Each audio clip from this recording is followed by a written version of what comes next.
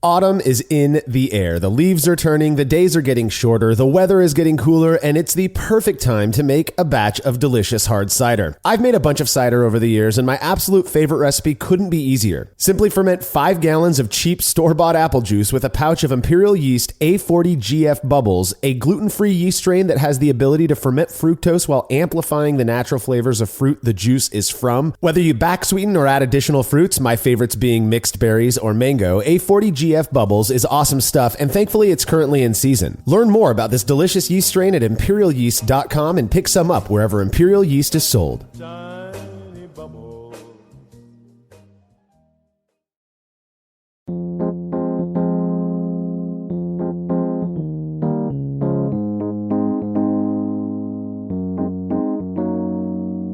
It's totally predictable. Every 3 months, many brewers shift their focus from a certain set of styles to others, the goal being to make beers that feel more suited to the season in which they'll be consumed. You're listening to the Brewlosophy Podcast. I'm your host, Marshall Schott, and this week I'm joined by contributor Cade Jobe to chat about our views on brewing and drinking to the season. Yeah, I mean, it's so interesting. I mean, we're obviously recording and releasing this episode right in the middle of the Attack of the Pumpkin beers, which I think is what inspired this. But I personally love pumpkin beers, and I like brewing seasonal beers. I mean, I'm definitely a Fizzy Yellow Lager drinker, so I've always got one of those on tap. But it's like it's the spice, right? It's the spice of life, spice intended, because some beers actually have spice in them, but others don't. It's just variation. Variety's the spice of life, and that's what seasonal beers are for me. So I'm excited to share my views on this and share some honest feedback about what I think about some seasonal beers. If I'm being completely honest, this is not a topic I would likely ever have come up with on my own, the reasons of which we will get into a little bit later. But, it was proposed by Brewlosophy patron Michael Nedvedek. We occasionally reach out to our patrons seeking topic ideas for our Experience and Brews Views episodes, which is just another fun benefit of supporting us through Patreon. Now, Michael was interested in hearing our opinions on the best and worst seasonal beers. So that was a little bit general. So we'll be getting into that, as well as our thoughts in general on seasonal brewing and seasonal beers. This should be an interesting one. Now, just a reminder that this is a Brews Views episode where we share our personal opinions on specific topics without censoring ourselves as much as we usually do. So if certain language is something that bothers you, you may want to pass on this episode. We're not going to be flagrant or intentionally offensive. Nothing like that. Just a little less filtered than usual.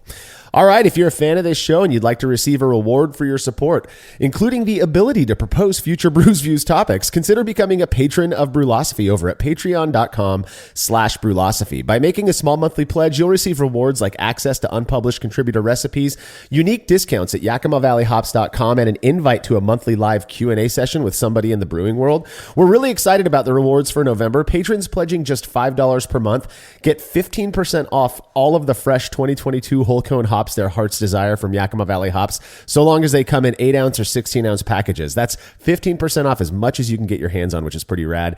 That can easily make up for the pledge amount. And our live Q&A guests for this month are none other than brewing podcast legends James Spencer and Steve Wilkes from Basic Brewing Radio. These dudes have been doing their thing for almost as long as I've been brewing. Their podcast remains one of my absolute favorites, in large part because of how great both James and Steve are. I can't imagine anyone listening to this show hasn't heard of Basic Brewing, but if not, you better go check them out now. I'm sure you're going to love it just as much as we do. And then you can make your $3 pledge at patreon.com/Brewlosophy no later than Friday, November 18th, 2022, as the guys are going to be taking questions that Saturday, the 19th. All past sessions are stored on our private Patreon and Facebook pages, so you can go back and watch them whenever you like. You can learn more about becoming a patron and check out all of the rewards we offer for your support over at patreon.com/Brewlosophy. Another really easy way to support us is by using the links found at brewlosophy.com/support when you're shopping online. Your experience won't change at all, and we get a little kickback for the referral. This is really important given it is holiday season now and people are shopping for gifts. And if you wouldn't mind letting us know what you think about this show by leaving a rating and review in Apple Podcasts or wherever it is you listen to podcasts, we'd really appreciate that as well. Major cheers to everyone out there who's taken the short amount of time to do that already. All right, feedback is brought to you by Clawhammer Supply, who in addition to having a badass YouTube channel chock full of great brewing related content, sell what we believe to be some of the best electric brewing systems on the market. If you've been considering making the move from propane to electric, you owe it to yourself to check out Clawhammer Supply. Whether you're after a 120-volt 5-gallon unit or something bigger like their powerful 240-volt 10-gallon system, Clawhammer has got you covered. Learn more about everything they have to offer at clawhammersupply.com, and don't forget to check their YouTube channel out as well. Listener and patron James Bywater had some feedback after listening to our recent experience episode on becoming a BJCP beer judge. James said, like Marshall, my introduction to becoming a properly geeky about craft beer was a realization that I already had a lot of knowledge just through my enjoyment of beer. I was on a weekend away with my wife who saw that the pub we were in had a game called Beer Nerd. She started asking me questions from the cards, and we were astonished that I could get almost every single one of them right. Fast forward about 5 years, and as an avid home brewer, a member of my club started to organize BJCP prep classes focusing on finding examples of every style, then getting together to taste them and compare our notes to the style guidelines. Being during peak COVID, this took place over Zoom on a Friday night and was a great social activity as well as exam prep. I passed the exam and have been helping out in local homebrew contests that often don't have enough certified judges. I really like trying to provide feedback that can help brewers who are on their own homebrew journey, and tasting the award-winning beers isn't bad either.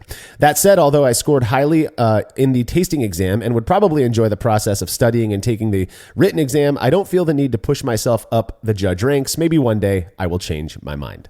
Hey James, what's up, man? Yeah, I love that. I love that comment. That's really true. You know, and because sometimes I feel the same way though. Although I don't know. I mean, I've got Cicerone certification as well, and I'd like to get advanced or maybe even national BJCP at some point. But the hard part for me about BJCP is all of the competition judging that you have to do for national and master and grandmaster ranks. And you know, I don't live in I live in an area where there are a couple of regional competitions a year, but to get the amount of judging points is going to take me years before I can actually become a national judge. But it is really cool, right, to think about. I mean, if you're listening to this show, you're probably an above average in terms of the amount of information that you know about beer, and I always love that. It's so fun. I love trivia, and I love seeing questions like that about beer. And James, if you know all those questions about BJCP, you might also consider doing the Cicerone exam too. Just for fun. It's kind of nice to just have another credential there. Yeah, James's story validates this idea that experience may very well be one of the best teachers, at least when it comes to preparing for the BJCP exam. And I can fully relate with enjoying the general judging process. I do think it's quite fun, especially because you're typically hanging out with like-minded people. My favorite part, obviously, is those. It's not necessarily totally rare, but when you're judging and you come across one of those beers that is just mind-blowingly good, I think that's awesome. Now, like James, I do not have much of a drive, as I spoke about in that episode, for progressing up in the ranks. That's just not where my motivation lies. But I know that's not the case for everybody, and to each their own. So thanks for the feedback, James. It's always great hearing from you. If you have show feedback, you could send it to feedback@brewlosophy.com or drop us a line on social media. All right, we've got to take a quick break. When we're back, we'll be sharing our unabashed opinions on brewing and drinking seasonal beers.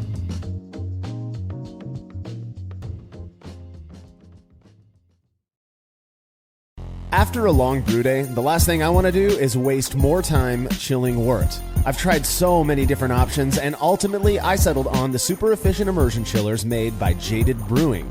With the King Cobra and Hydra, I'm able to chill my entire batch of wort from boiling to just a few degrees above groundwater temperature in as little as 6 minutes. If an immersion chiller is right for your brewery, then do yourself a favor and check out all of the rad options Cade Brewing has to offer at jadedbrewing.com, and be sure to let them know Brewlosophy sent you.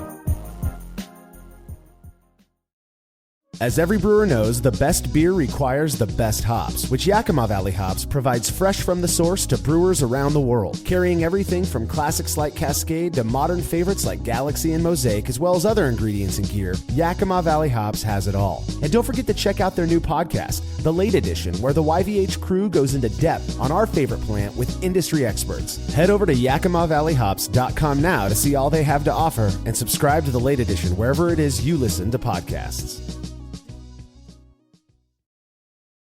If there's one thing I know about brewers, it's that we love to eat just as much as we love to drink. And when I eat, I put hot sauce on pretty much everything. Lately, that hot sauce has come from Atlanta Burns, whose mission is to make uniquely flavored, spicy hot sauces that add a new dimension to your meal. Based out of Atlanta, Georgia, Atlanta Burns uses only the highest quality ingredients to produce handcrafted hot sauces like Jalapeno Business and my personal favorite, Sherman's Ghost. It's so good. Right now, Atlanta Burns is offering listeners of the Brewlosophy podcast an exclusive discount of 10% off their line of killer hot sauces. Just head over to atlburns.com and use code Brewlosophy at checkout. Again, that's atlburns.com and code Brewlosophy to get 10% off your order.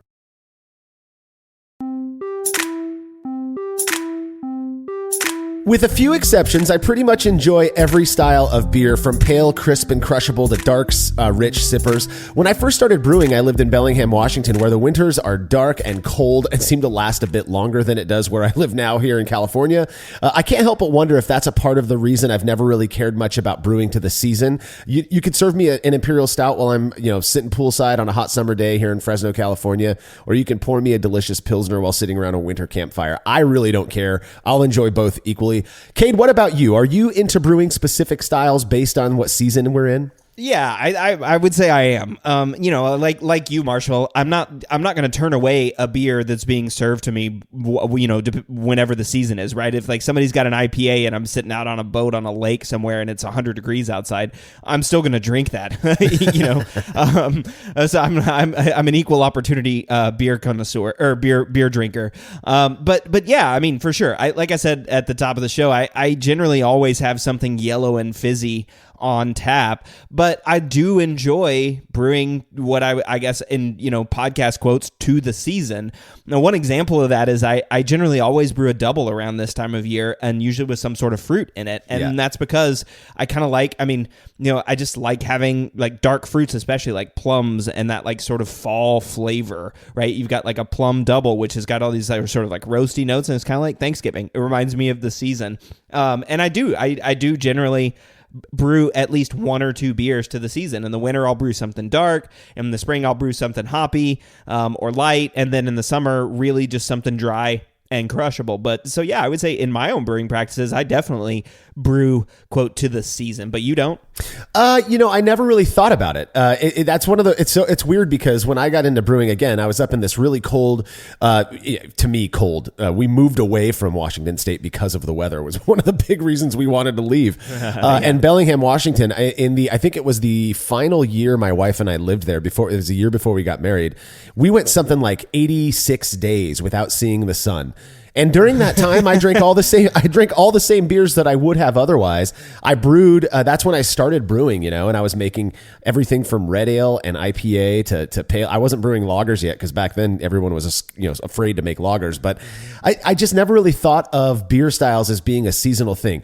Clearly, I'm kind of unique in that. And I know, just look at what commercial breweries do nowadays, with their seasonal releases and the styles that they're releasing based on the season. I think it's really neat. It's not, again, like I said, here's what makes sense to me. If we're in the middle of July, my kids know if they really want to see me squirm, put Christmas music on in the middle of July, right? I hate it. I'm cool with Christmas music if it's Christmas season. So I can't help but wonder if there's not some sort, whatever that is that makes me feel weird when Christmas music comes on and we're supposed to be swimming in the pool type of thing. I wonder if that's not the case with beer for some people as well, right? Like, oh, you're serving me an Imperial Stout and it's 102 degrees outside. Exactly. This is just off.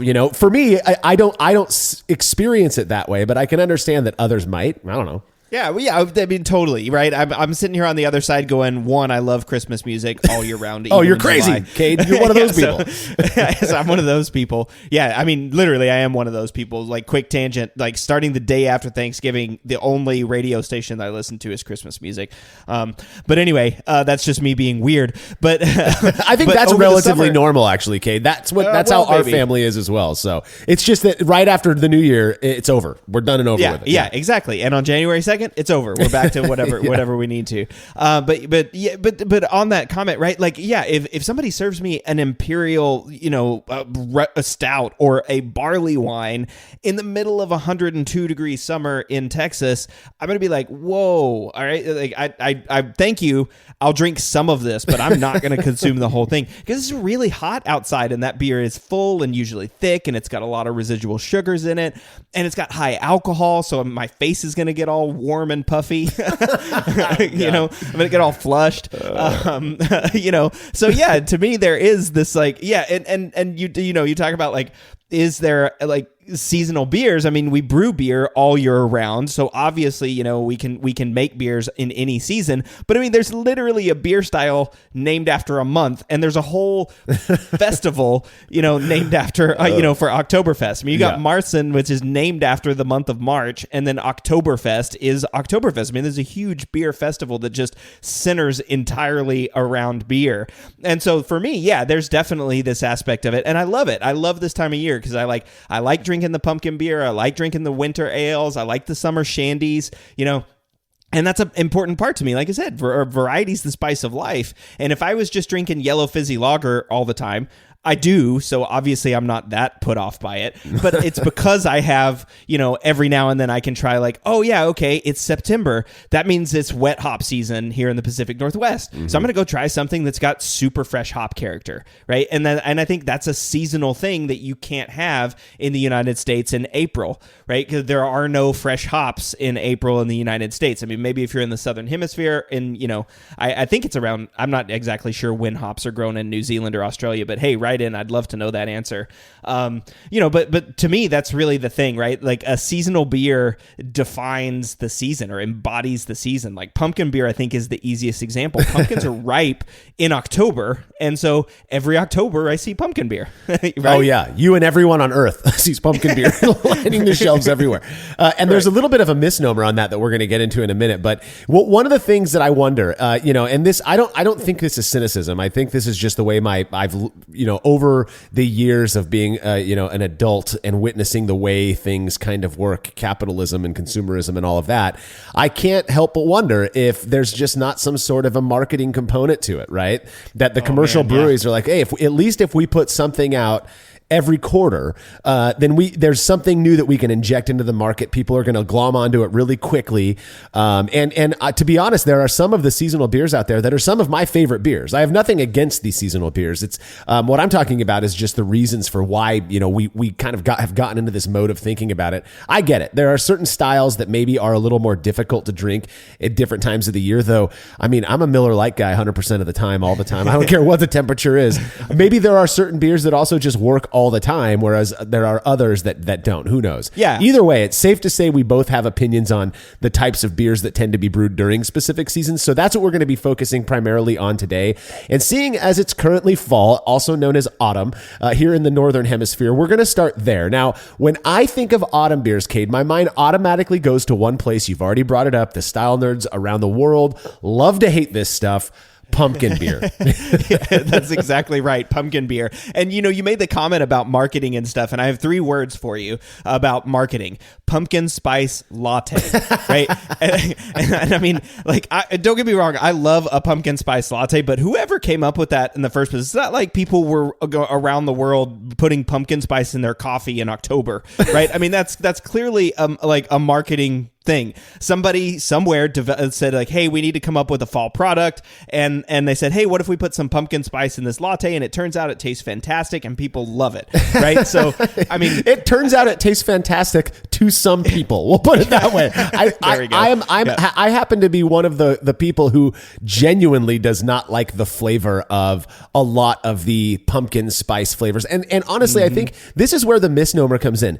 Pumpkin spice, there is no pumpkin in pumpkin spice. It is just a spice. It is just a spice blend. Some might refer to it as mulling spices, which is very, very similar in kind to what you might experience or taste in a pumpkin pie. And that's where I think that comes from, is this idea of when you're biting into a pumpkin pie, there's a certain set of spices that you associate with pumpkin pie that they now can use in latte and beer and a billion other different, seasonal foods that they make that are pumpkin flavored. that have no pumpkin in it, and we'll talk a little bit about our ideas on what it takes to brew these beers properly or whatever.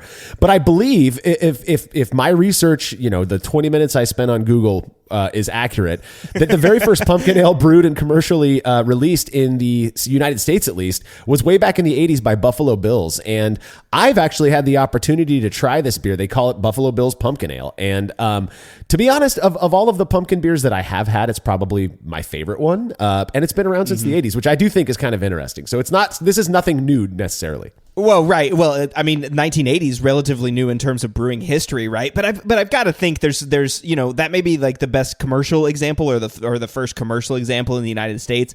But there's got to have been people that were brewing with pumpkin, right? Like farmhouse brewers Absolutely. that have got pumpkins in their field. So I just got to think like that's got to be part of the reason why we have pumpkin pies and sweet potato pies and all that kind of stuff during this part of the year, is because pumpkins are ripe. And it's interesting you make that comment about pumpkin spice. So the BA has two categories of pumpkin beers. They have pumpkin/squash beer, and they have pumpkin spice beer. And it says very clearly in the pumpkin spice beer, this may or may not contain pumpkin or squash. Yeah.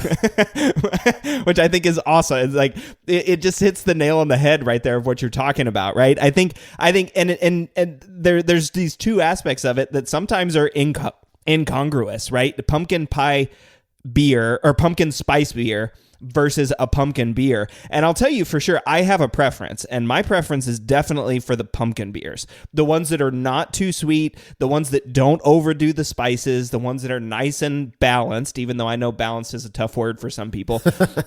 But that pumpkin pie spice, I mean, that's just often too much for me in beer. You've already got so much sweetness, and the pumpkin adds this like nice flavor. Now, I do want a little bit of spice, because otherwise the pumpkin's really hard to come through, and it's really hard to make it shine. So I think putting a little bit of that spice accentuates that pumpkin note. And there's a beer that I love that I get every year in Texas, or at least when I was living in Texas. It's St. Arnold's Pumpkinator.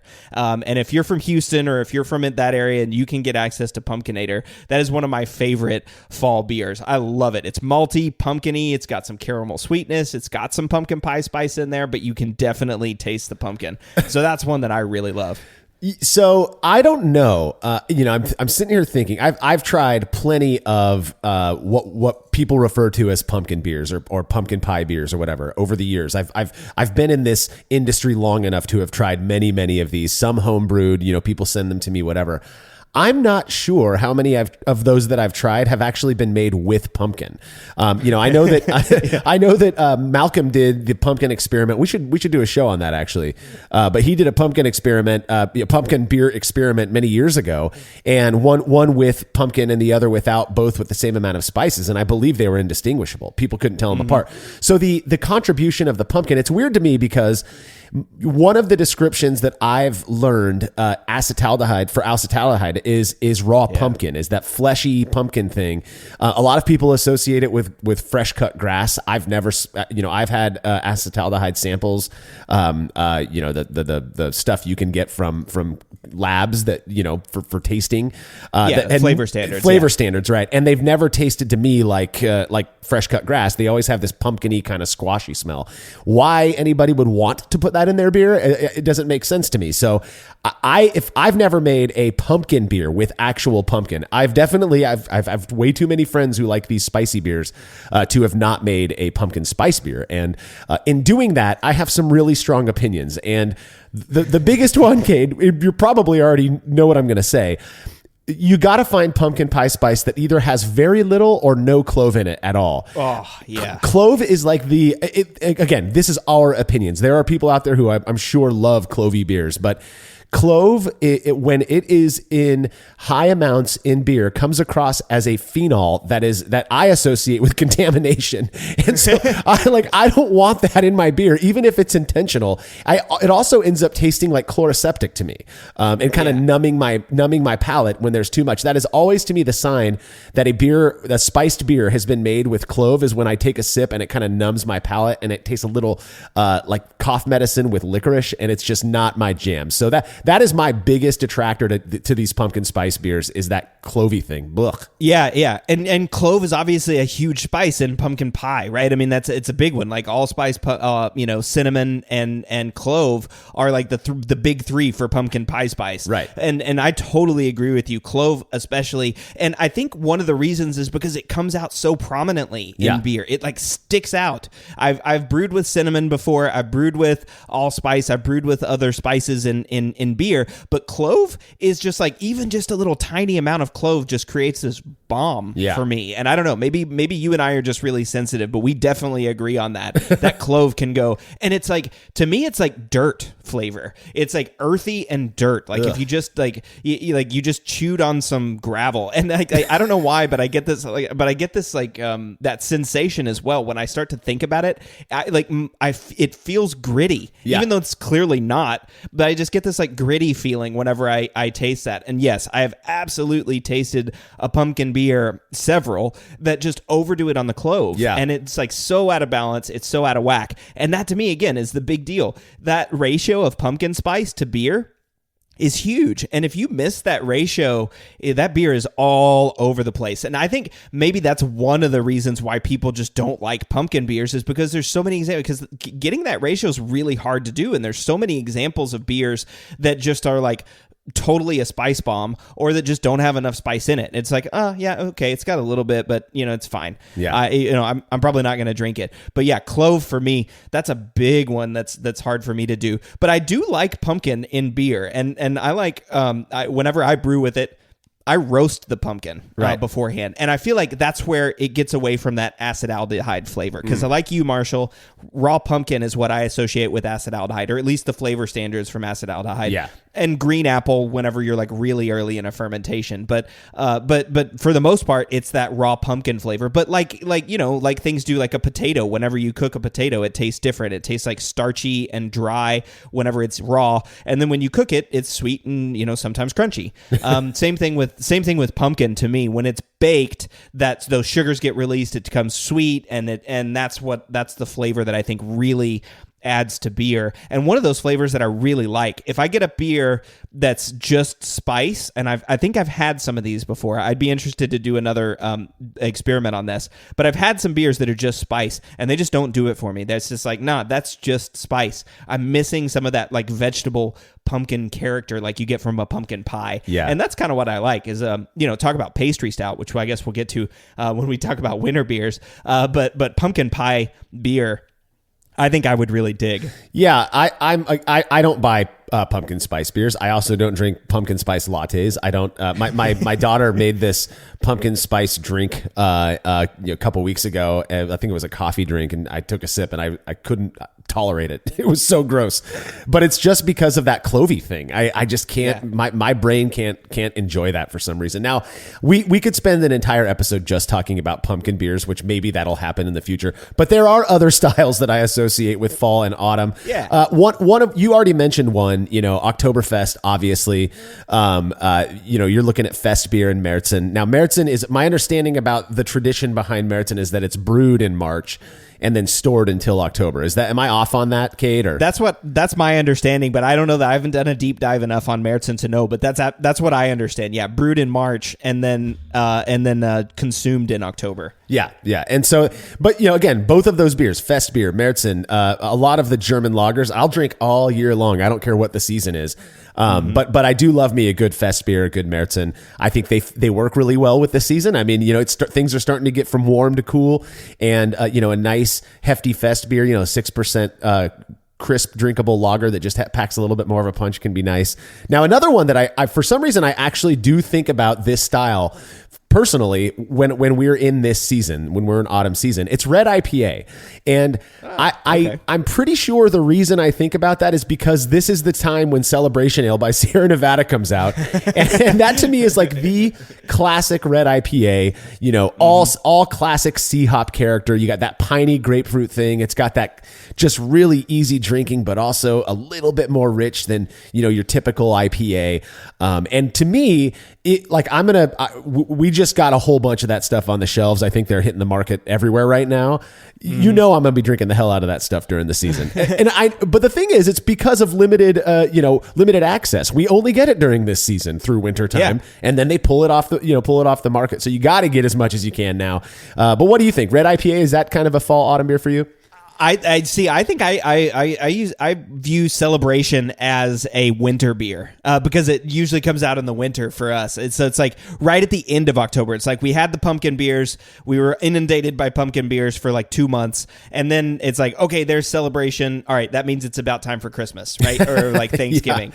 And so that's how I see it. I see it's like it's the transition beer. It's the beer that once it's on the shelf, it means it's holiday season. It's winter. We're about to get to Thanksgiving and Christmas and all of that. But before we leave the fall beers, I did want to throw a shout out too, because this is a big one in the Northwest. Wet hop beers are fall beers, right? Hop harvest happens from late August to like the month of September, and right at the end of September, everybody is brewing a wet hop beer, and there's a big festival in Yakima, which I know you've been to. Marshall, and it's called. I think it's even called Wet Hop Festival. Fresh Hop Fest. Yeah, it's Fresh Hop Festival. Yeah, same deal though. Yeah, exactly. Fresh Hop Fest. So that one, while I was living in Texas, fresh hops wouldn't even have crossed my mind as a seasonal thing.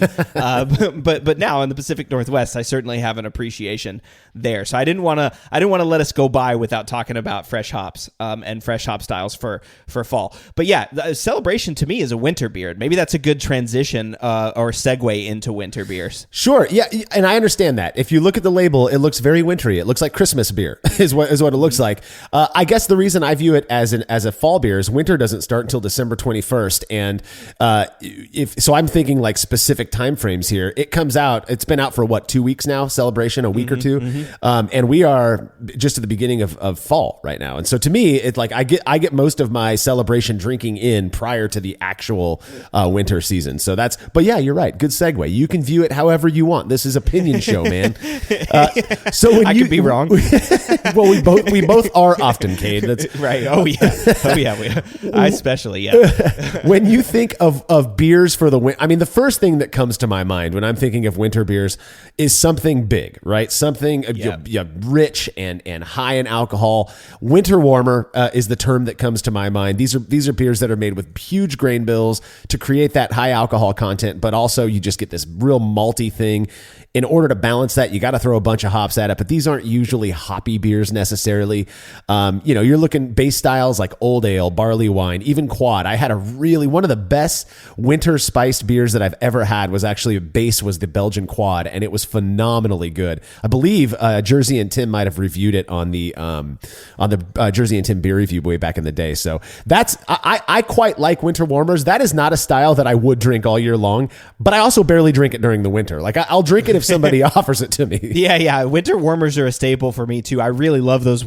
And there's great examples all around the country for winter warmers. But there's just something nice about like a dark, rich, malty beer that's got a little bit elevated ABV when it's cold outside, right? And it's just like for me, I my cheeks flush whenever I drink alcohol, right? And so I do get this like warming sensation from alcohol. I think a lot of people do sort of their body temperature feels like it's warmer, even though it's not really happening. But I do think that. And so that's, again, one of those reasons I like those big beers. I like you said, a Belgian quad or a barley wine or a winter warmer. And they're maybe hoppy, but they're usually sweet. And it's kind of like, to me, that's characteristic of the season.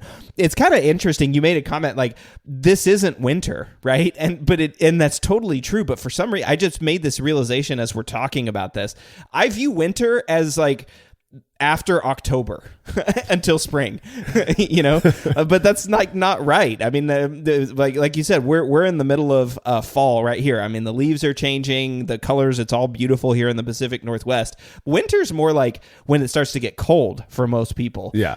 And I realize like I'm going to have to like switch my perception there a little bit because that's sort of how I think about things. But yeah, it's whenever that cold weather sets in. And the other thing I really like about winter warmers is the incorporation of like fall winter flavors. Yeah.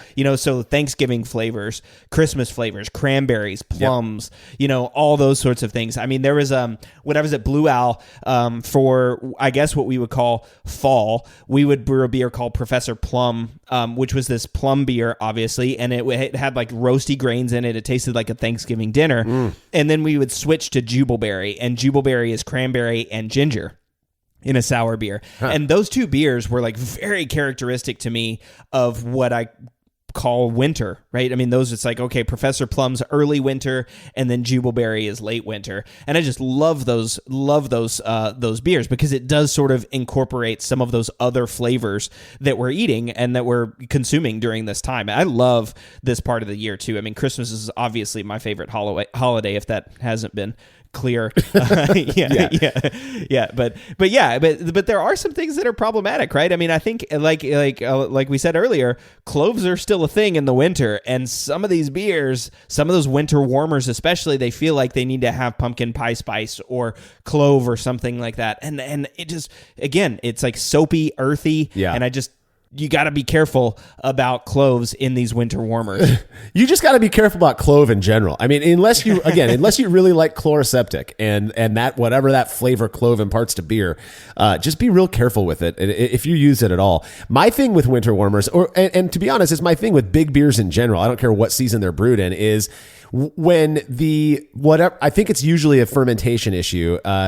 When you take a sip and it's like drinking gasoline, when that alcohol kind of rises above everything else, that is just a very unpleasant experience for me. There's booze for that. I'll take a shot of, I'll drink some whiskey or whatever if I want that experience.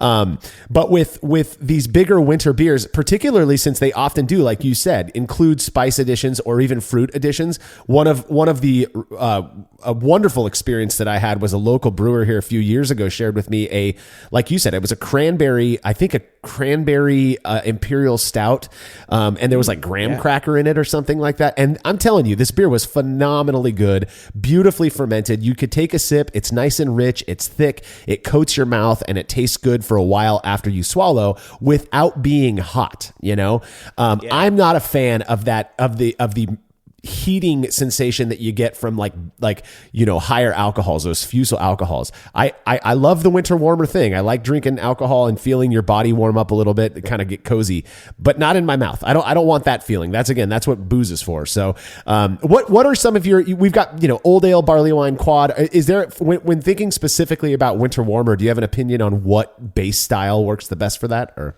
Yeah, well, I honestly don't, I have an opinion on the base style because I've had so many good ones, right? I've had those stouts that are really nice and really nice and bitter, and then like a porter that's really nice and chocolatey. Yeah. That's also a nice winter beer. I mean, I really don't, and I mixed up my words a little bit too. I said that plum beer at Blue Owl was Professor Plum. That's actually the character from Clue, the board game. That's not. I thought they just named it after the Clue character.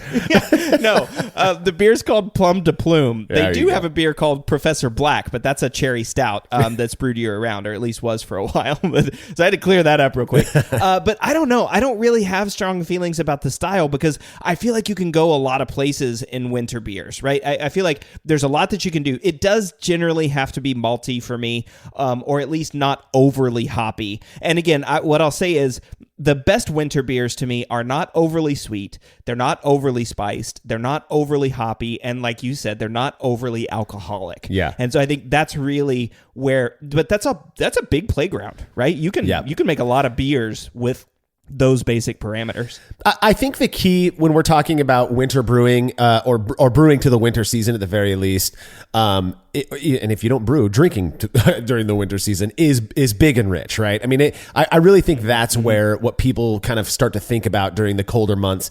One of my favorite beers to drink in the winter, and again, it's one I'll drink all year long, but is Baltic Porter. This was a beer that purportedly was brewed for the purposes of keeping people warm during the cold Baltic winters. And my wife, her family is from Latvia. My wife, if she did her 23andMe, she's 98.9% Latvian, which I think is pretty cool. So I've got good reason to be brewing these beers. I also just like Imperial Stout in general. Old Rasputin's a great beer to drink during the wintertime. The brewery has some, and by brewery, I'm talking Anaheim, Brewery. They've got some phenomenal Imperial Stouts. I think Black Tuesday is one they used to release. And I've got some friends who just sit on those bottles and will crack them open during the winter or whatever. And it's really nice. It's enjoyable to drink during the cold winter months. So darker beers, a little bit higher alcohol, maybe some spice, maybe some fruit additions. I think it works. Now, you mentioned pastry stouts as in your mind as being kind of a winter beer. Yeah, exactly. And I think that's probably, to me, just because I associate pastries, with this sort of season, right? I like pumpkin pie or like pecan pie or, any of these other sorts of, I don't know, pies. I just associate pies with the season. And I think that's a really cool way to play with winter beers is the pastry stout. And pastry stouts are, that's another one we could have a whole, like pumpkin beer, right? That's another one we could have a whole. We've done it, Cade. It was, you have. We called it dessert stout, but yeah, same deal. It's yeah, exactly. So, but like that, there's a love-hate relationship with those, and for sure, some people don't like those. But there's the funny thing is they make graham cracker extract and they make like a pie crust extract, and those things are so good. I love it, and it like adds a really cool character to beer. You can actually make a like pie flavored beer, and I don't know, I'll probably get hated on for using extract in a beer, but it tastes fine, and I love it. And to me, that's again, like you start to see these big rich flavors coming out, and so this is kind of a comment I have about seasonal beers in general, is they kind of define the season, right? They reflect where you are. Pumpkins are ripe, and that's why they reflect the fall. Wet hops are ripe, and so that's a fall beer. And then you've got pies and sweets and spices and dark, warmth is what you want in the winter, right? When it's cold outside. And so I think that's why we start to see these things. And that's a really cool comment to me about seasonal beers. And I think why they're so popular for people is because we're in the season, you're experiencing the season. You want things that remind you of the season while you're in it. And again, having a plum beer with Thanksgiving dinner is great, right? That's a perfect beer pairing. I did that episode with Ricky Wells from Bart Haas about beer and food pairing on the Brew Lab, and so I think that's where you kind of get into these cool mixes and cool seasonal beers because you can actually start to pair them with the dishes of the season. Like think about like a rich stew with a cranberry ginger beer. I mean, how just like nice that would be. You got this thick, rich, meaty, hearty stew, and you've cut it with cranberry and ginger. Oh man, that just sounds good to me. Well, and a final point on that is when I think about the wintertime, we've got two big holidays, right? We have three if you consider New Year's Eve as well. Three big holidays where families get together. And to me, one of the more fun things about brewing beer and even just being kind of a craft beer nerd is sharing interesting things with family and friends. And what better time to do that than Thanksgiving, Christmas, and New Year's, right? And so you pull out the weird stuff and, hey, try this thing. It was made with whatever, graham cracker crust extract, but like that's the thing is like it is fun and that is what I enjoy. I think I said this in that dessert beers episode. That's what I enjoy about pastry stout. That's what I enjoy about some of the more wonky shit that people are brewing out there is that it is fun to try them. I love trying them. Am I going to order a full pint? 99% of the time there's no way in hell you're going to catch me drinking a full pint of a rich thick pastry stout. But you better believe I love sharing them with people and kind of mulling over our ideas as to, how they taste and how neat or gross they might be. That even if they're not good, it's still fun to do that with folks. And so it makes sense to me, like you said, it is kind of based on the freshness of whatever's being used in those beers. But I also think for some of these styles, it's come to be associated with the season based on things like the social aspect of it. And I think that's cool as well. Yeah, for sure. Oktoberfest is like probably your best example, right? Exactly. Oktoberfest beer is basically just a beer party, right? And that the whole point of that style is a festival. Exactly.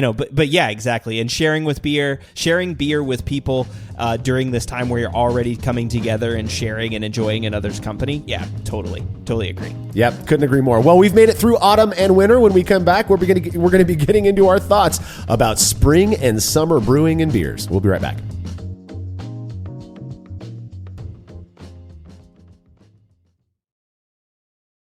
Family-owned Atlantic Brew Supply is the largest homebrew shop in the Southeast. No gimmicks, no multinational corporate overlords, and no BS. They offer exclusive malts, yeast, and more from local artisans, as well as award-winning recipe kits. They also sell professional brewing gear and cask equipment from sister companies ABS Commercial and Cask Supply. Most ingredients are available by the ounce, plus Atlantic Brew Supply has an on-site calculator to help you craft your best brew. Orders are processed same day, and 2-day shipping is guaranteed for East Coast customers. Get 15% off your first order using promo code BREWPOD. That's BRUPOD at AtlanticBrewSupply.com.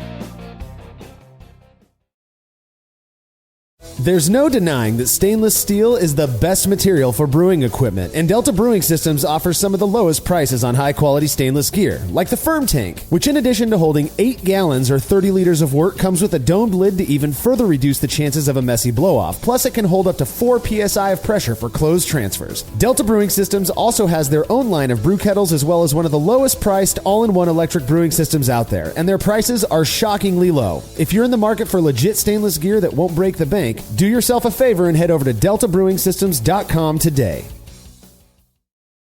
Have you ever thought about adding a port to your kettle but held off because you didn't feel like drilling into your gear or sending it off to have someone else do it? From the makers of the world's fastest counterflow chiller, the Exchillerator, comes the Hangover, the easiest way to add extra ports to your kettle as well as countless other options. Mount a faucet to your keg for easy portable pouring. Set up the perfect whirlpool arm. Hold a heating element in place. All of this and so much more without permanently modifying your gear. Manufactured right here in the United States, the Hangover offers brewers too many convenient solutions to list here. So head over to Exchillerator.com today to see what the Hangover can do for you.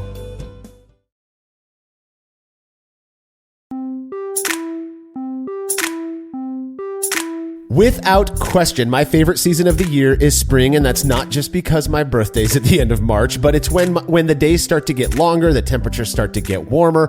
For many, it's also a time to move away from the rich, boozy beers of winter to brew and drink more seasonally appropriate styles, which, honestly, I can't think of any beer styles that I would label as being specifically related to spring season. What say you, Cade?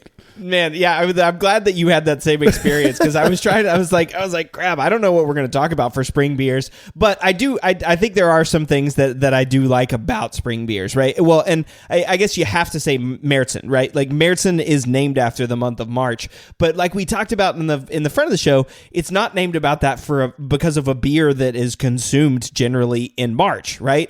It's a beer that's brewed in March and made in October. At least that's my general understanding of what a Märzen is, even though you can consume it, nowadays whenever you want. But the thing about spring beers, there is another style, Maybach, that is kind of unique to spring, and that is one that I think to me is a little bit more of a spring style, right? It's got a little bit more. It's not as big and boozy. It's still big, right? It's a Bock beer, so it's still big. It's got some alcohol to it, but it's a lighter color. It's not dark, right? It can be, but but it's usually lighter. So to me, it's kind of like spring beers are sort of waking up out of the winter, right? In the winter, you got into these dark beers, the pastry stouts, the high ABV, the winter warmers, all this stuff. And then you get into spring and beers start to get lighter. It's like it transitions back to the summer where, you want things to be dry and quenchable and light. And that's sort of what that transition is. And that's kind of what I see in my brewing. I actually brew, I enjoy like a nice Irish red ale in the spring, not just for St. Patty's Day. Oh, hey, there's one. How about green beers for St. Patty's Day? So basically Miller Lite with green food coloring. Okay, cool. Yeah. There's seasonal beer. We got it. We did it. Yeah. No, but I joke, but that's funny that just came into my head. But Irish red, I was going to talk about Irish red because it's that red style, like you were talking about red IPA for Celebration. But to me, it's like the back end of that. It's like the one that's way more hoppy, or maybe not as hoppy as Celebration. Celebration and Irish red are probably very, very similar styles. But it's to me, it's that floral nature. Like we're waking back up out of winter, right? So we've got floral character, you got hoppy character. You're still dark, but you're not as dark. You're still strong, but you're not as strong. Sort of those kinds of styles. I don't know. Does that make sense to you? Yeah, in my experience, Irish red ale is not hoppy. It's very, very malt forward. So it is very delineated from Celebration, which is a IPA basically. But it's funny. You bring that up. You bring up Irish red ale. You talk about St. Patrick's Day. And what if we grouped Guinness in there as a spring beer as well? I hadn't even really thought about it, but I drink more Guinness in the week of St. Paddy's Day than I drink all year around otherwise. Again, I think Irish Red Ale fits in really well there. Those Irish beers in general, maybe some Scottish beers as well. A nice 60 shilling in the middle of April sounds quite nice. But when I think about spring brewing and drinking, my mind goes mostly to other types of German style of lager. So like Vienna lager, Schwarzbier, Munich Dunkel, rich malt character, but still kind of moving away from that thick, you only want a few sips to you could crush the hell out of it. It's just still got more character than say a Pilsner, but it's not quite IPA yet. I also, as I was kind of mulling over what do I expect as the we're moving away from the cold weather of winter and we're not quite into the hot summer yet. What kind of beers do I enjoy drinking? Classic American Pale Ale, double IPA, a nice Pliny the Elder. In the middle of springtime. I mean, that to me just works really well. I don't think that those are necessarily beers. I mean, I'm pretty certain those beers aren't associated specifically with springtime, but I do think that they work really well for that season. And it makes sense to me, you're brewing lagers in the wintertime. If you're a home brewer or an old school, commercial brewer who didn't have refrigeration, you brew lagers in the wintertime because the temperatures are nice and cool outside. Well, as they start to warm up a little bit, you might move into those cleaner versions of American Pale Ale, Kolsch, Cream Ale, though I tend to view those as summer beers. But double IPA is one that really, for some reason, when I think about double IPA, I'll drink it in the middle of summertime. I'm absolutely cool with drinking it in the middle of winter, but they just seem to work with the blossoming of the flowers and the grass is getting green again from after all of the rain and the snow wherever you live, and enjoying that nice hoppy 8% IPA I think works. Yeah, that's exactly right. I mean, for me, the beer of springtime is Sierra Nevada Pale Ale, and that's just it's like I said, it's getting into those. It's not hot outside yet, so I don't need something to rehydrate myself. I'm not looking for something that's dry and crushable yet. But we're moving out of the winter, right? And I think, like you said, I'm looking for something that's still got flavor and it's still got character. It's still a really nice drinkable beer, and that's kind of one of those reasons why I like the Maybach as the style, right? I mean, Bach literally means strong beer, I think, in German. I think, correct me if I'm wrong on that, but I know Bach in terms of German brewing has to deal with the degrees Plato, and so it's generally a higher degree Plato beer. So it means you're still getting some of that alcohol and winter warmth, but then getting into lighter beers for the summer. And like you said, pale ales is what I end up drinking a lot. And like I said, obviously Sierra Nevada Pale Ale is not identified with spring, right? For most people, it's always there. Yeah, it's a ubiquitous beer. Yeah, yeah, but that's what I'm looking for. I'm starting to look for those day drinking beers that, as you're spending more time outside in the spring, you're not getting crushed, drinking an imperial stout outside. It's still warm enough for an imperial stout, which is why Maybach works, or still cool enough for an imperial stout, which is why Maybach works. But you're starting to get into those, regular beers. And like you said, Pliny the Elder around that time, or Sierra Nevada, or Founders All Day IPA, or Bell's Two Hearted. I mean, any of those just sort of what I would call quintessential American pale ales and IPAs. That's what I drink a lot of in the spring, and that's what I brew a lot of in the spring too. Is those sort of hoppy pale ale IPA ales, but the really sort of like quintessential American versions is what I'm doing a lot of. The cleaner ones, yeah. Yeah. So my thing, my favorite beer to drink in the springtime, and I'm only realizing it's my favorite like right now as we're talking about it, is a well-made, delicious Schwarzbier. I mean, I to me that just works with the season so well. And again, if you're a brewer who may not have the ability to control your fermentation temperatures, but you live somewhere where it gets really cold in the wintertime, then that's you brew these Schwarzbiers maybe towards the end of winter when you can just leave the fermenter in your garage and it stays nice and cool. And then you have it ready after, if you're a traditional lager brewer, then you have it ready by the time spring comes. And man, I just think it works so well. And same thing, I mentioned Dunkel and Vienna lager, same idea. You have that nice toasty, rich malt character, but it's still crushable, still drinkable. Now, I've got the one that comes to mind for me that I think of as a year-round beer, of course, but that I associate with spring and being really, really good. When the weather is still not too hot, not too cold. And it actually, the name stands for season, is Saison. I don't know. Yeah. I don't know what season Saison was originally intended for. I don't even know but it has the name Saison. So maybe it was for summer season or something I don't know. But I have to imagine that some people associate it with warmer seasons like summertime, and maybe other people preferred having it in winter. I don't know. But for me, I tend to associate that with springtime. Yeah, I like that. I like that too. So Saison's got that nice floral character, often in the white pepper. So you've got these sort of yeast aromatics. It is kind of reminiscent of springtime, and that's actually interestingly, because that brings me to a comment I was going to talk about at the top of the show. I just totally forgot to hit on is you won't hear me talking about many Belgian beers as very particularly seasonal, except maybe like the big dark Belgian quad. Yeah, right. And that was, to me, I was like more of a comment on Belgian beer culture, beer and food culture.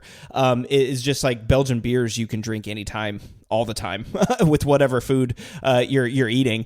But that Saison is a really good example. That's one I hadn't thought of, but that's a really good one for springtime. And again, you can make it light and crushable. It can still be heavy if you need it to be that way. Mm-hmm. It's got those floral aromatic characteristics. You're getting stuff from the yeast. That's a good spring beer. I like that one. Yeah, and I mean, pretty much everybody, thanks to Michael Jackson, has access to Saison DuPont now. Just go grab a bottle, mm-hmm. and I love that stuff. It's so good. It's so refreshing, and I think that's key as well. Springtime to me is a season of refreshment, of getting out of crawling out of the cave. The sun is starting to shine again, and Saison is a perfect style to accompany that, in my opinion.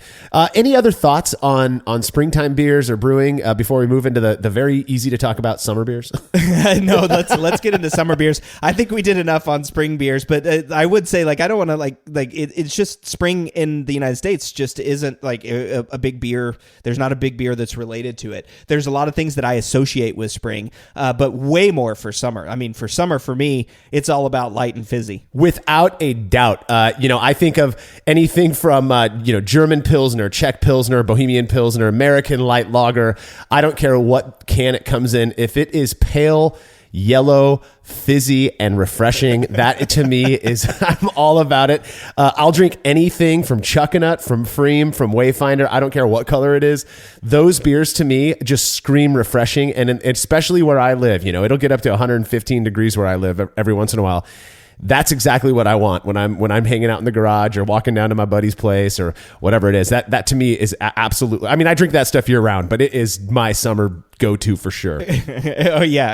I mean, I love me some Freeman. I love me some Crux. Those are good pilsners out here. I love the stuff that Austin Beer Works is doing in Austin. St. Arnold's Summer Pills is, I mean, it's literally called Summer Pills. So it's their summer seasonal pills. I love those crushable beers, but I've been recently drinking this pub beer from Tin Barrel, and all it says on it is cheap, fun beer.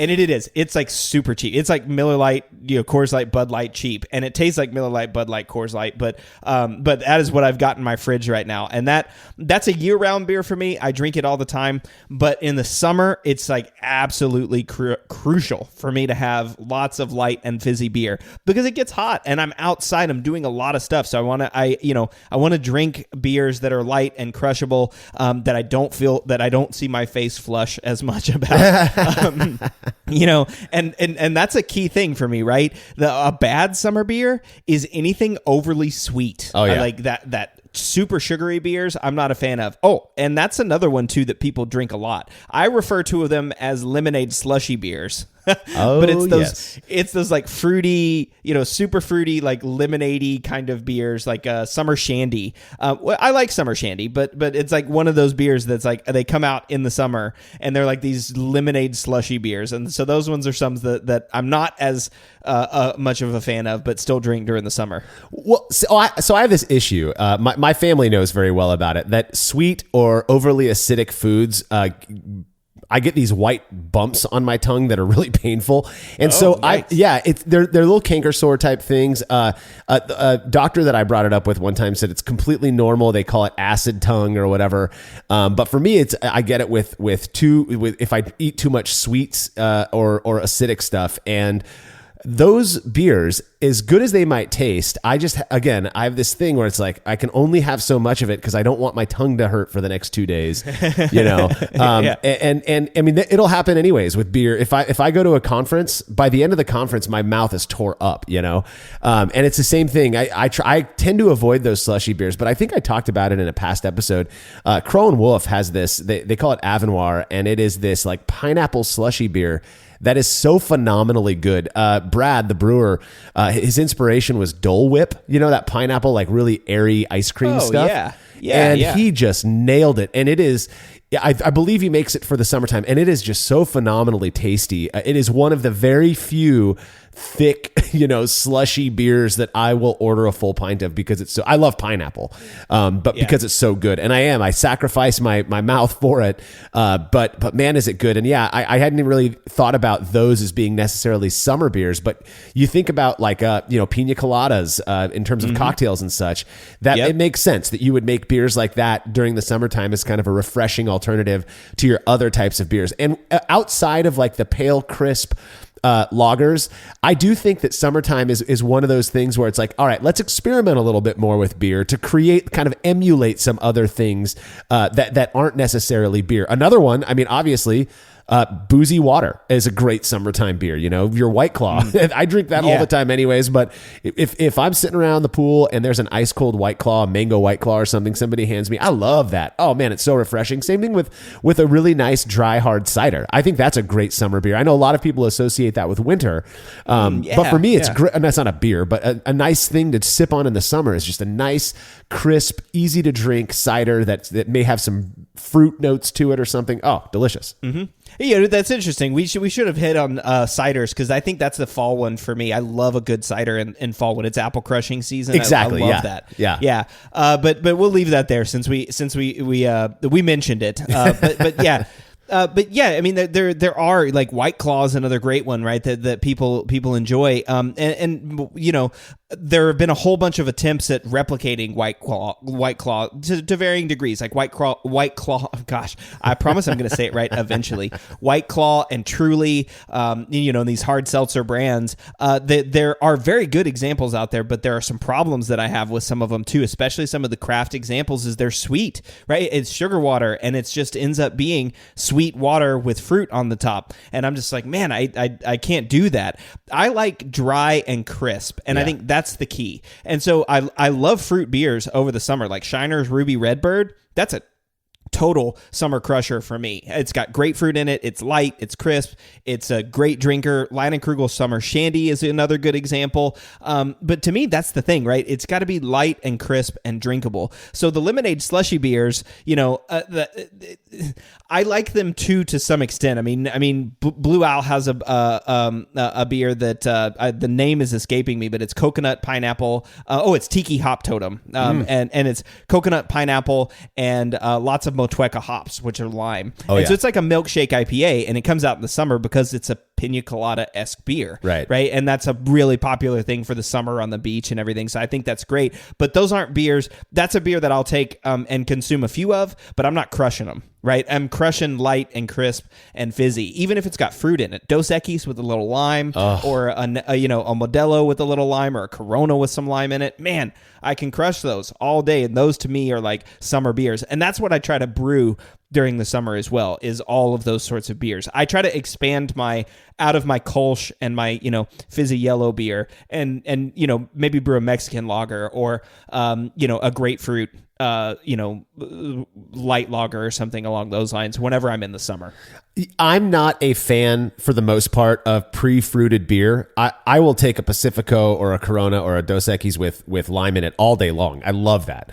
But I like the beers that I've made where I've added fruit to it, and so it's like when you pour it off the tap, it's already fruited. There's just something about that. I'd prefer to add fruit after the fact. I guess you get a little bit more control over it. Plus, you only ruin one pint, not a full 5 gallons of it. Yeah. But yeah, you know, I do think like fruited lagers or fruited blonde ales, stuff like that those are summer type of beers, like you said, because there's this association with kind of tropical, right? A tropical fruit and stuff like that. Another thing that I like in the summertime that we talked about kind of our opinion that pale ale tends to be associated more with the fall season or the spring season and such. To me, session IPA, the really crisp, light, it's almost like or what about cold IPA? That's another one nowadays that I think of is like perfect for the summertime. But session IPA, it's not too boozy. You can drink a whole bunch of them. You still get all of that hop character, but without the weight, without the heaviness of, a classic West Coast IPA or something like that. To me, it fits perfectly. And, Founders has, I think they call it All Day or all of these breweries have their session IPAs out there that are fantastic. Yeah. And I believe most of them do come out. Their season is summertime. Yeah, for sure. And maybe that's why I kind of, attribute them as spring beers, because I think they start coming out in like April and May. Yeah, right? Sure.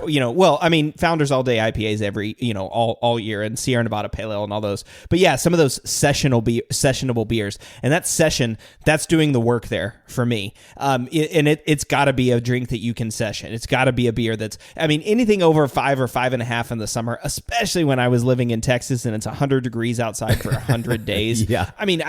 Like the alcohol is going to dehydrate you, and if you're drinking 6 or 7 or 8% beers when it's that when it's that weather outside, you're going to be miserable in the morning for a long period of time. I mean, unless you're just drinking gallons of water in between your beers. But yeah, that session, right? That's the summer for me. And again, I like bright citrusy characters in the summer, because when I'm making summer fruits or something, and I'm making like mango salsas and tropical salsas for putting on burgers and grilling, outside in the heat. And so that citrus spice, or like fresh jalapenos and spiciness, all of those things to me are like summer characteristics and flavors that I'm cooking with. And so I like those in my beer too. I mean, I've mentioned it again, Shiner's Ruby Redbird has got that grapefruit in it, and I just love it. It's crisp, it's tart, it cuts through. It's not sour, it's tart, it crisp, and it just makes this nice, light, refreshing beer that's got just a little bit of something extra into it. But for me, again, that sessionability, that freshness, that crispness, the light, fizzy nature of it, man, it's October, but I now want one of those Shiner Ruby Redbirds. I've never even heard of that beer, but yeah, I mean, it's super local, right? I mean, Shiner's in Texas. I mean, it's a super local beer that's probably only brewed in Texas. I mean, Ruby Redbirds are a type of grapefruit or Ruby Reds are a type of Texas grapefruit that Texas is famous for. Right.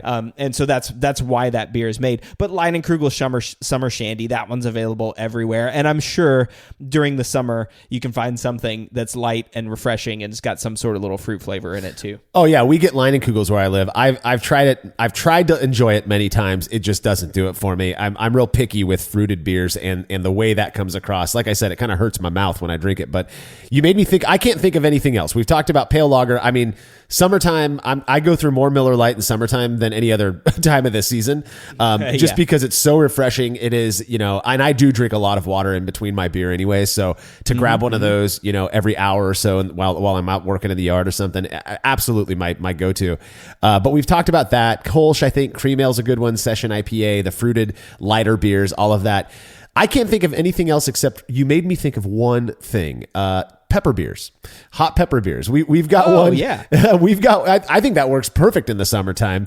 We've got one here from Tioga Sequoia Brewing out of Fresno, called Joaquin Murrieta. And they do a really good job with it. I think it's actually their base Pilsner, but then they put a bunch of peppers in it, and it's got a really nice heat. It's not overpowering. It's actually thirst quenching, and it tastes really good with some Mexican food, which we've got in abundance here in Fresno. So. Mm-hmm. Yeah, or the chilada. That's micheladas, baby, too. All day long. Yeah. I love. If you haven't woken up on a Saturday morning and made a delicious michelada to wake yourself up, oh man, it's phenomenal. Especially during the summer. Yeah, those spicy beers. That's a great one for summer too. I love those. Yeah, absolutely. Well, that's all I've got on brewing and drinking to the season. Cade, is there anything else you'd like to add before we wrap up? No, I think we did a great job here. I think that, there's a lot of range in seasonal beers. And I mean, these seasonal beers may be limited to the United States. Obviously there are different seasons in different parts of the country or different parts of the world. But I think every region has a seasonal beer. And so these are Marshall and I's thoughts for the United States. But I'd be interested too. I'd love to hear some stories from people who are international. So like, especially Southern Hemisphere, what are your seasonal beers that you like to drink too? So shoot me an email if you've got some feedback on that. Yeah, I guarantee we missed some stuff. There are people out there saying, oh, they didn't talk about this, they didn't talk about that. Well, this is our opinions, and you have yours, which is awesome. Let us know what you think. I mean, it always strikes me as kind of funny to think of Christmas being in the middle of summer for people in Australia and New Zealand. New Zealand. Yeah. So they're sitting around drinking all of their, pale lagers while we're drinking our winter warmers and such. So definitely understand that we're doing different things at different seasons, and that's going to create that association. Again, Christmas beer. It's kind of a thing here in the northern hemisphere to have a big, rich beers. I can't imagine that's necessarily appreciated as much when it's 100 degrees outside. So, but that is all we've got on brewing and drinking to the season. Don't forget to subscribe to the Brew Lab, where Cade takes you into the lab with brewing scientists to discuss the fascinating research they've performed, and make sure to keep up with all of our beer and brewing antics over at brewlosophy.com. The Brewlosophy podcast is made possible by the generous support of our sponsors, as well as all of our rad listeners. We seriously could not do this without you. Cheers to everyone who has subscribed and left a review of our show. It makes a huge difference. If you haven't yet, please consider doing so. Head over to brewlosophy.com/support to view a list of ways you can easily help us to continue producing this podcast. If you want a reward for your support, visit patreon.com/brewlosophy. Thanks again for listening. We'll be back next week with another episode of the Brewlosophy podcast. Until then, think beer. Start off the morning with some hot tea, lemon and honey, cause it suits my bro. Put some herb in the bowl, yeah, it's homegrown. Ain't gotta go through the middleman no more. Life is good, the likelihood of me. Looking for a new career? Welcome to Do HVAC Training Service Center in North Charleston. Enroll today in our comprehensive HVAC training hands-on field experience-based program, covering troubleshooting, maintenance, installation, and more on various HVAC systems and ductwork. We offer EPA and NATE preparation and testing, along with various certifications. Enjoy payment options. Achieve certification in under 5 months. Enroll now for your new journey of skill development and career advancement. Log on to dewhvactrainingsc.com to inquire.